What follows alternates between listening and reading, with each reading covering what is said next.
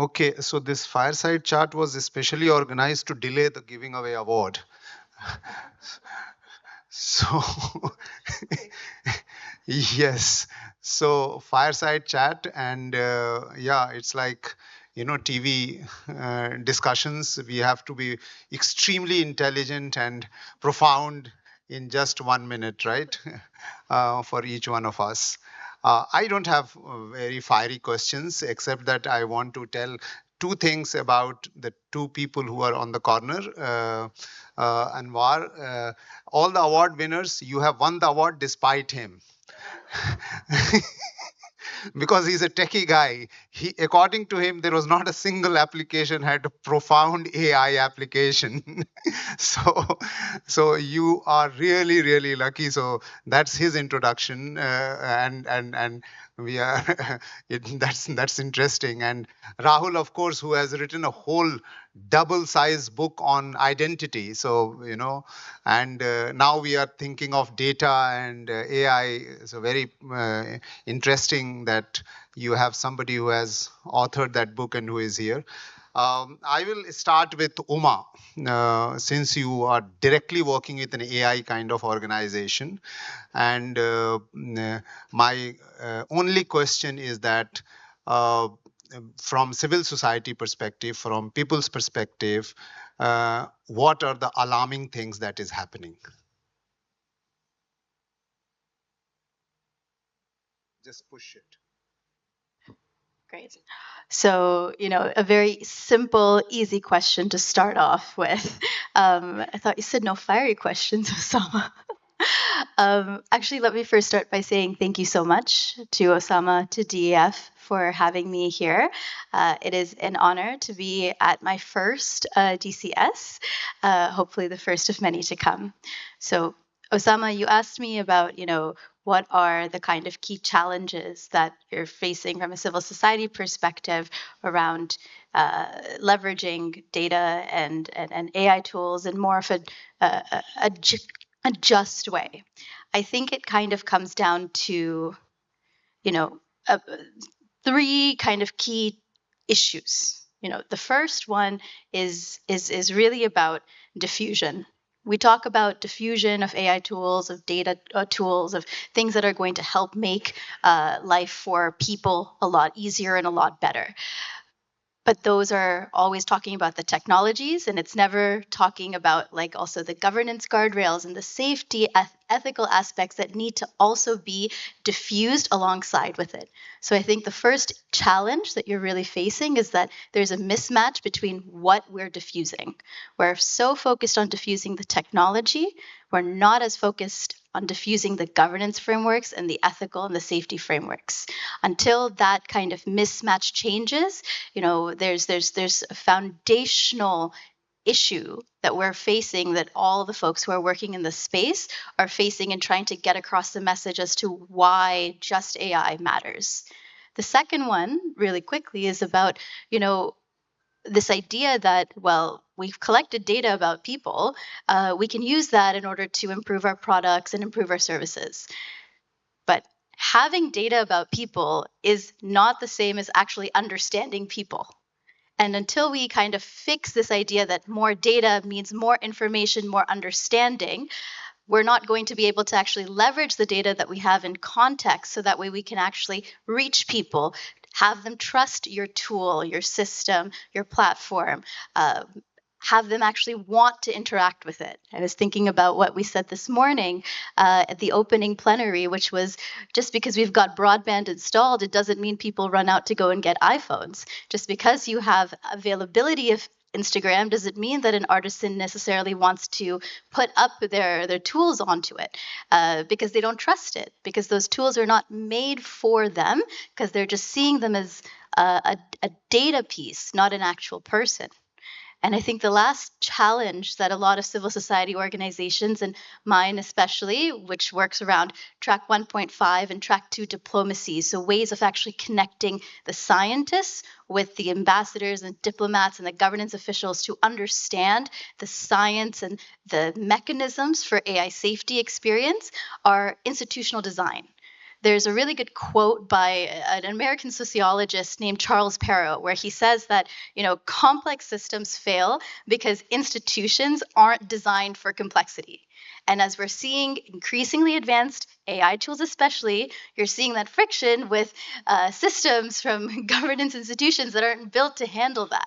So until we fix this really brittle system that we have, we're not going to be able to actually create tools in context.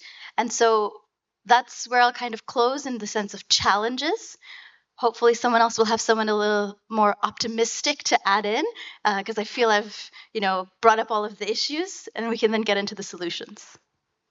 Thank you. Thank you. So, thank you to be precise and so that we can cover everyone.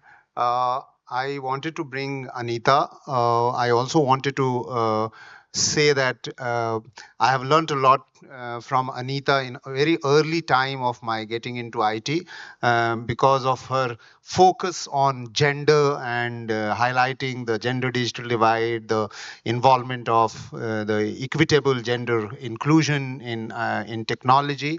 And now let me tell you that out of 2,400 centers that we have, 80% of them are run by women, and they are extremely successful and everything. So here you are, since you always look at it from the things from a very critical perspective. This is a new technology that is coming up. This is the new way that we are looking at. Earlier, we used to have digital literacy to be in place. Now we having data literacy or AI literacy? What are the challenges that we are facing from people's perspective? Just push it, it will give you light. Yes, thank you.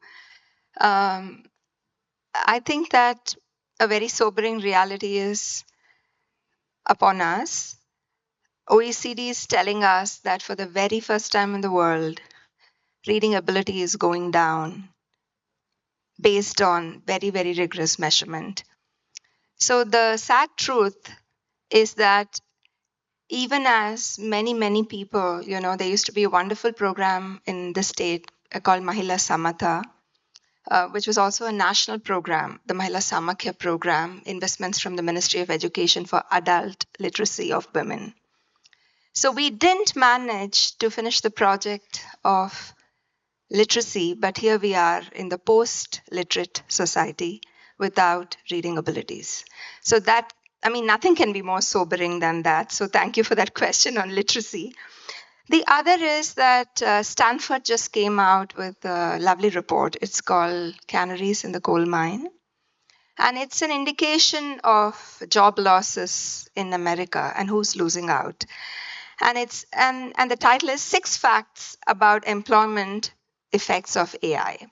And it says that large-scale evidence across the United States suggests that a very, very disproportionate and significant impact of AI on employment is borne by early career entrants, which means younger people. So when we put this in perspective, this post-literate society with employment losses among the next generation aspirants, it would not be incorrect to say that we really have to confront many challenges, I just want to end by also making a provocation that all of this was conceived in this wonderful 1977 book by Schumacher. We know him for the book that he wrote in 1973 called Small is Beautiful. And that was in response to the ecological crisis of the world. But just before he died, and after he died, this book was put out, and it's really wonderful. It's called Guide for the Perplexed. So all of us are confounded, and we don't seem to have this place to hold on to, which will somehow catapult us into hope. And the idea of this book, Guide for the Perplexed, is that humanity must learn to substitute the science of manipulation with the science of wisdom, which is what you also said at the start, right? We don't want to leave people behind, and we do not want this kind of confounding complexity where people are for technology. We want technology for the people. Thank you so much. Rahul, you wrote this book called, Identity, right? And which is like based on data, you know.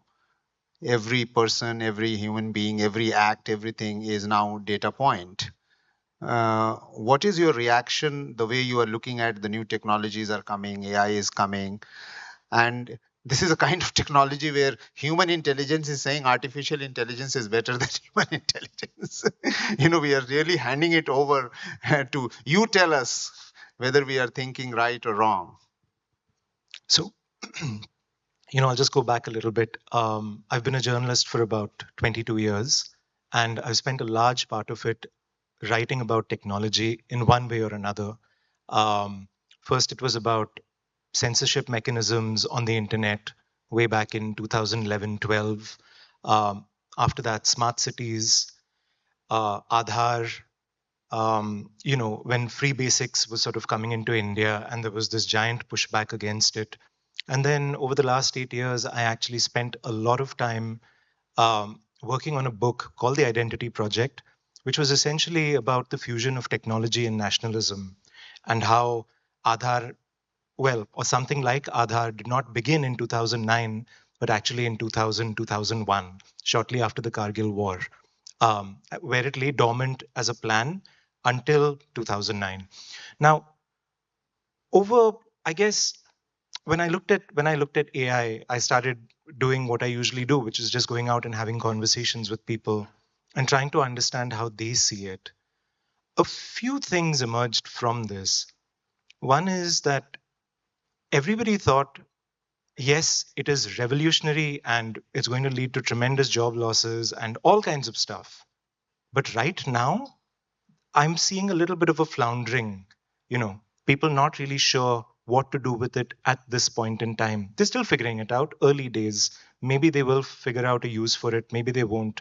But I was talking to product managers and other such people, and they themselves are essentially just saying, look, we're leaving it open to our employees to basically use tools that they think work for them. Whether this is leading to some kind of organized efficiency, it's not clear even to them right now, at least the people that I've spoken to at the moment. But the other part of it is, I think the problem that I actually have is with the discourse around AI right now, which is that it's dominated singularly by a vision of technology from Silicon Valley. And we've seen that happen time and time and time again. And it's the same people, the same players, relatively, who tend to sort of emerge with every hype cycle, and then it's something new. Say it started with say Aadhaar and biometric data way back in 2009. Before that, if you go back 10 years, it was about smart cards and chips that were being used in Eastern Europe, and then they kind of spread around the world and all of that. You saw that with crypto, then you see that with AI. Recently, when I was looking at the lineup for GTEx in Dubai, which is one of the world's largest sort of expos for technology, it was filled with quantum computing. And you could see, like, that's the next big thing that's going to happen. So when we talk about AI for social good, the question that comes to me, that occurs to me, is, do we have a voice in this room where these sort of hype cycles are propagated, when the conversations are happening between some of India's richest people and the biggest of companies with our governments, when you have consultants everywhere sort of coming up with justifications in their papers and numbers that that provide ready-made rationales, which we don't really understand where these numbers come from. When they provide these things, what role are we playing over there? Are we just willingly accepting what is told to us, or are you going to stand up and say, hang on, let's stop, examine these claims? These are deeper questions, and they go into all kinds of things like press freedom, where you get to have a say, who gets to have a say. So I'll leave it at that. We can come back to it later. Thank you so much. That was quite nice. Anwar, What would you like to say, being a person who you were also calculating all the results through AI, of your putting your thoughts that I think this about that and all that, and you are a technologist, you're a pure programmer technologist, you are you know and I'm sure technology for you is like a solution provider. And now that AI is here, how do you see the future of AI, or even the future of ChatGPT? Because ChatGPT is more related to the normal human being than many of the other AI solution, which may be only for corporates or only for some applications or something like that. Yeah, that's an interesting question. So, looking at the evolution of the tech, I think there is we need to treat AI mostly like a normal technology, very normal technology, just like electricity, how it changed, how internet changed. So it slowly it is changing, and it is not and it is evolving along with it, right? So it is not something like it's not a disruption or anything. I don't see it as a disruption. It is something maybe changing the way you are working with the tech. Maybe you are utilizing it in a way in which make you more efficient. At the same time, you are understand the problems around it. You understand its hallucinations, and you understand that it is primarily built for English and not for Indian languages or anything. And we know that the speed of the tech or the evolution of the tech, that is also a rationing mechanism. It's a if you look at all these models built over a period of time, you can see that 2024 models still giving hallucinated results a lot. You can see that token based access is becoming like a new kind of access control to certain privileged set of people into the certain AI. So you may need a max plan, or you may need an API token plan to get the proper use of AI to your own purpose. So this is all happening in multi-tiered manner, and that rationing is something big for all AI, right? So, and there is also interesting trends evolving. We see that if you look at how the technology evolution is happening, this may be the time in which internet protocols are evolving in the most faster manner with consensus among all the major global players. I never seen this speed in the internet standard evolution over a period of time. So there is A2A standard coming up, all that companies coming together, ACP standard coming up, all the companies coming together and building common protocol around it, agentic payment standard coming up in September. So too many things are happening, and I think it's very difficult for civil society or organizations or humans to catch up with the speed of that speed currently. So this is a huge gap, and historically, when we look at all this tech evolution, there was always a different voice engaging in the looking for a seat in the table, which is also not happening now. We can see that at the time of internet evolution, there was Mozilla at least. Now Mozilla is nowhere. Nobody is involving with the little civil society agenda into this technology evolution on standard evolution or anything. So this is it's a sad fact that way. And we can also only silver lining I can see while on this period is primarily the bigger models was the approach primarily for multiple years, right? Last 2 years or 3 years, it was bigger models, bigger models coming in. This year, we also see that the shift is slowly happening to smaller models after the agentic AI. We also see that there is a lot of effort is happening around building the memory governance, new scenarios, new spaces evolving that way. And slowly AI is moving to edge devices like your mobile phones or edge computing or those devices. So these are some interesting shifts happening along with the change in areas. So, and I think there is a lot of potential to tap on all these smaller changes, because earlier it was all infrastructure players charging everything, right? So everything based upon an infrastructure. So you may need to be AWS or you Google or Microsoft or cloud provider to charge for your AI. Now it is slowly moving towards a smaller models model. That gives a lot of room to play around with. So I think we need to look at little carefully, find the rooms of engagement in this shift, and then I think there is a lot of room for smaller projects or making socially relevant project on that. Thank you. Thank you. You have been very polite, by the way. Yeah.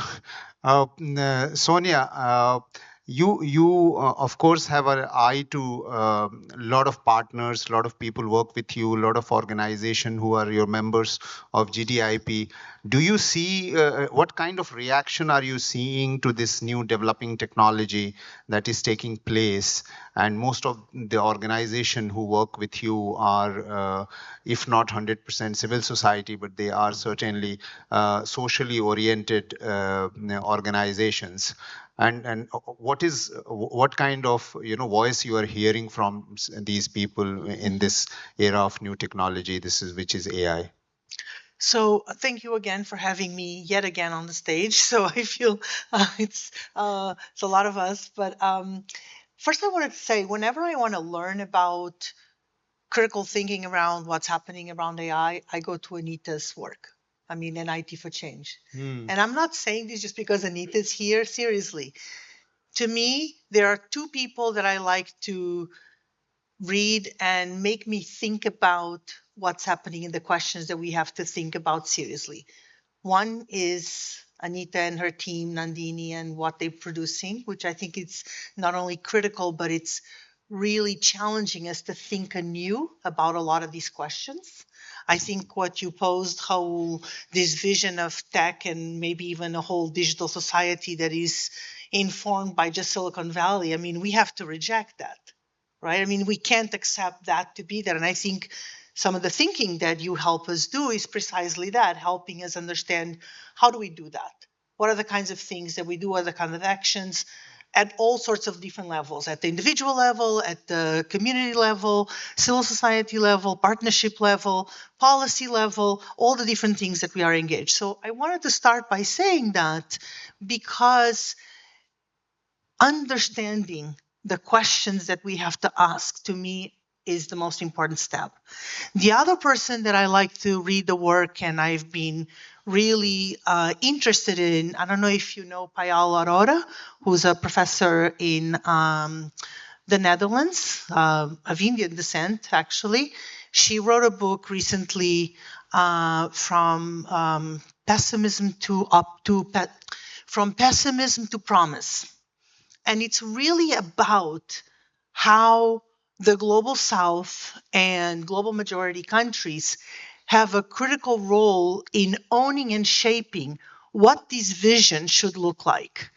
And I really like because to kind of contrast these two, because they're quite different, even though there's a lot of similarities in the criticism. But what's interesting is that we need to accept, or maybe we don't, but at least I feel that right now, part of making change and trying to change that vision and make it ours is to say, okay, here we are in a situation where AI is imposed on us. There's a lot that we use in AI that sometimes we don't even think about it, right? There's a lot of new things that are thrown at us. And is it about rejecting it? I don't think we can completely say we're not going to use it, we're not going to benefit from, but we can definitely shape it, change it.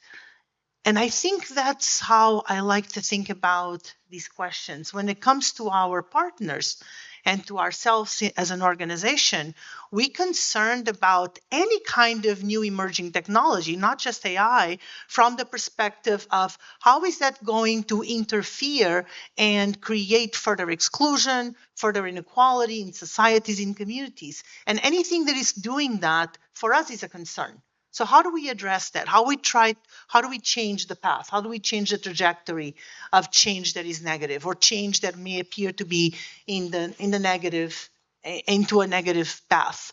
So for us is understanding what can we do as civil society, as partners, and I think this is true also for a lot of governments and private sector as well, including many of you that are in social impact enterprising, is first of all, understanding the critical questions, not to be shy to question and be inquisitive, but at the same time, not to be completely frustrated and reject it outright instead of attacking it. To me, I think we have a role, a really important role, to say, no, we can shape it.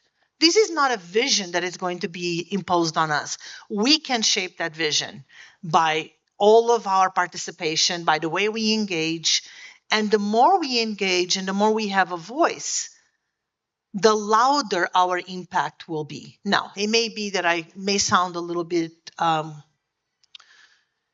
too hopeful maybe about some of the things that are happening, but I truly believe that we need to look at what are the possible promising uses and also focus on that.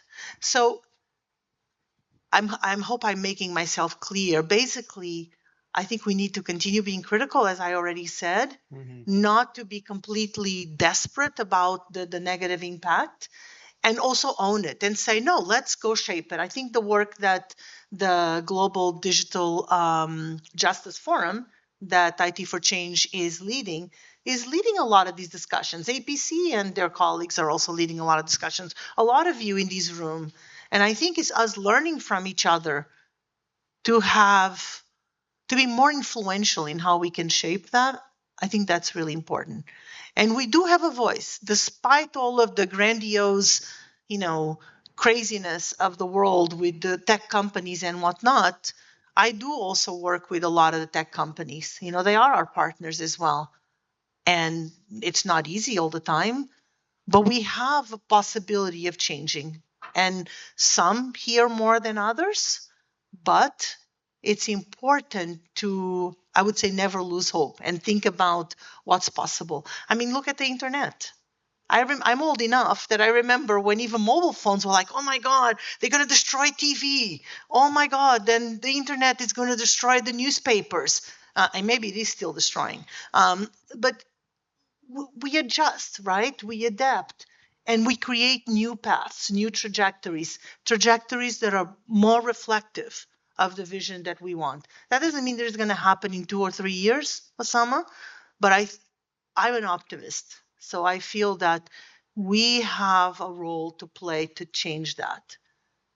And that's the responsibility that I take. And I think that's how our partners, most of them, look at it. I mean, here you are one of them. And you placing us in this discussion, I think having these discussions is one of the steps towards that, creating that vision.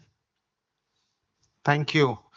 Henriette, what are the last words? I was really wondering what you were going to ask me, and now you're asking me nothing. You spoke in the morning also. Yes. So, Well, in addition to what kind of things that we can. well, thanks for inviting me, and as Sonia said, thanks for having me more than once.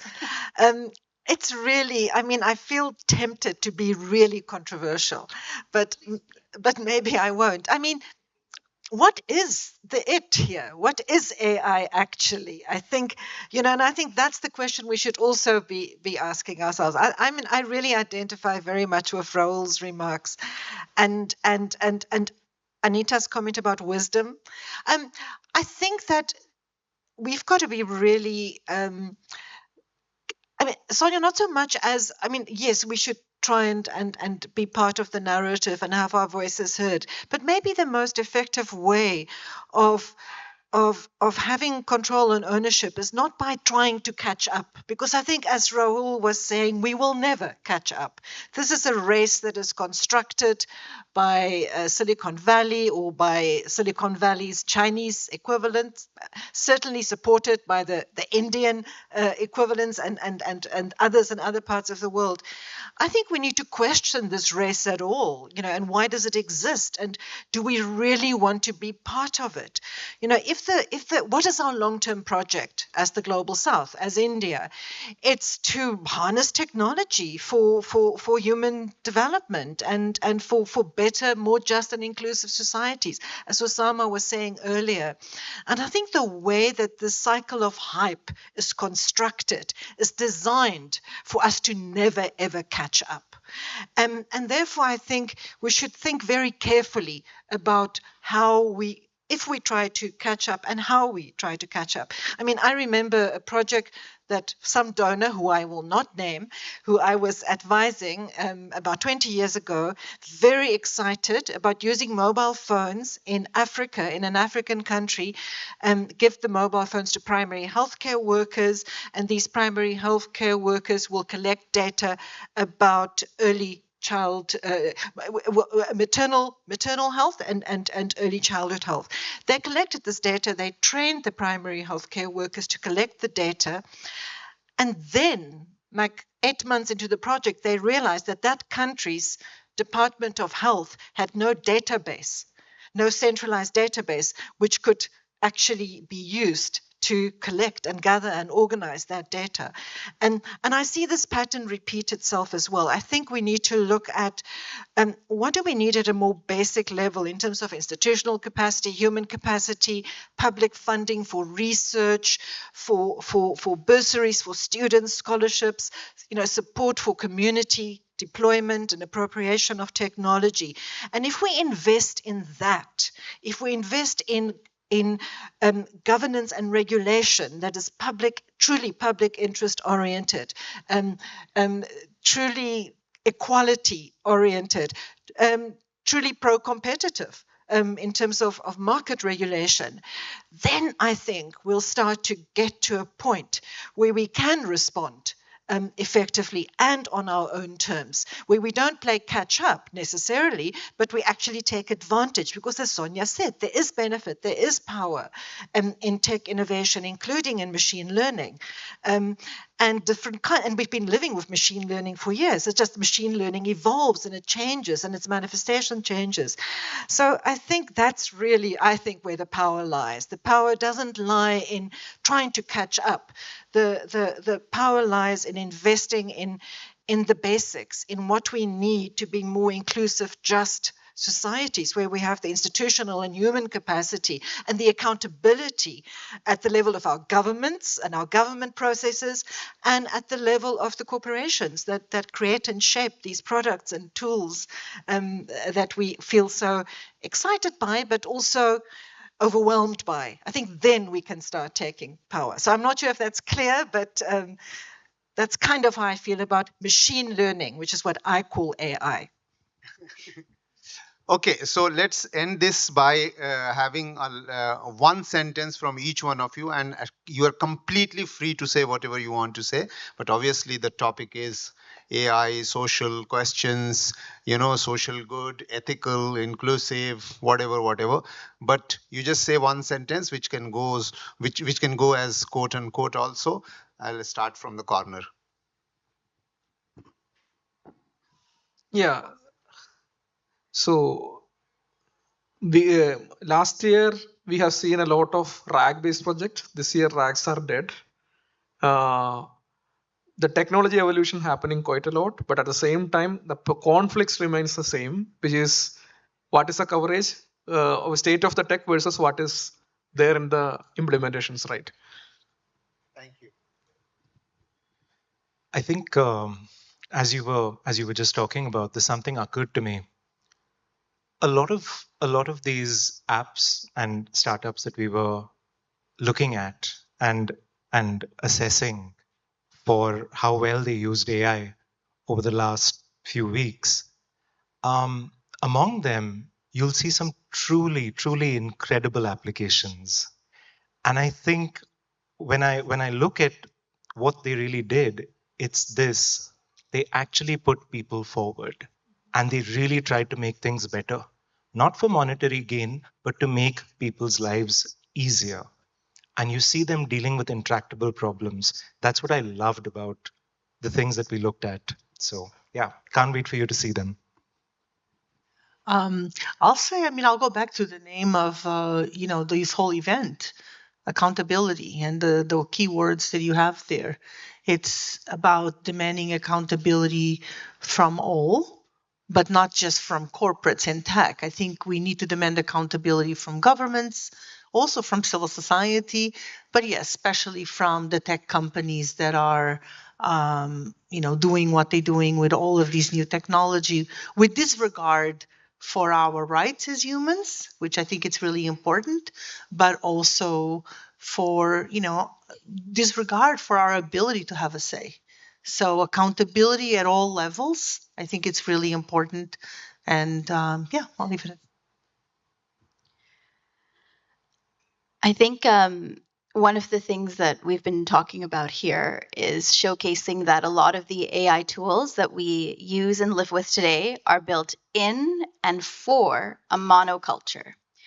And what is unique about India and a lot of other countries in the global majority is that they are, by their very nature, not a monoculture. They are multilingual, they are multicultural, and what is an incredible feat when it comes to digital solutions here especially is that the Indian government and also the Indian civil society and people have understood how to harness those tools in context in order to showcase that pluralist strength at scale and in democracies. That's very important, in democracies. And so, with that framing in mind, how could we leverage that in order to carry forward a just AI global governance framework that is created for setting standards with the rest of the world and the majority of the world in mind, is where we should tilt our focus. So, for a long while in the history of social memory, we instinctively understand the idea of public health, public education, the idea that there can be public goods. If innovation were to be public, so if you had a concept called public innovation, what kind of AI would you build? Where would the finances for that come from? What would be a new genre of rights and entitlements around public innovation? Who would control it? How would it be distributed in society? Um, don't even try and win a race when the people that have made the rules of that race are the ones that have already won it. It doesn't matter. What matters is that you get to a place that you are going to get value from. So opt out of that. Anivar, you want to have a last word? Why? Just because you can code doesn't mean Yeah, that there you have. is. I just want to point the contrast between three thought process or camps. Machine learning, we were hearing a lot. So there is a camp, machine learning, Indian languages, all of them, structure of the language, how you do the NLP on that way, that camp. Then throw computer and data at every problem, that will solve everything, kind of second camp. And then the people like us who think that people need to be part of the process. So I think the one primary problem right now is where policies or people or any of this is the voice of these three is not present all the time. It is either become one among them or there is no conversation between these three set of people. Thank you. And this is the book of all the finalists and the winners. You have to release, but don't release it from your hand to the rest of the people. uh, yeah, we have to do a photo op with it.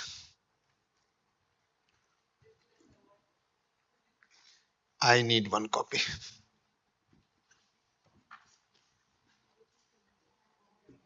Okay.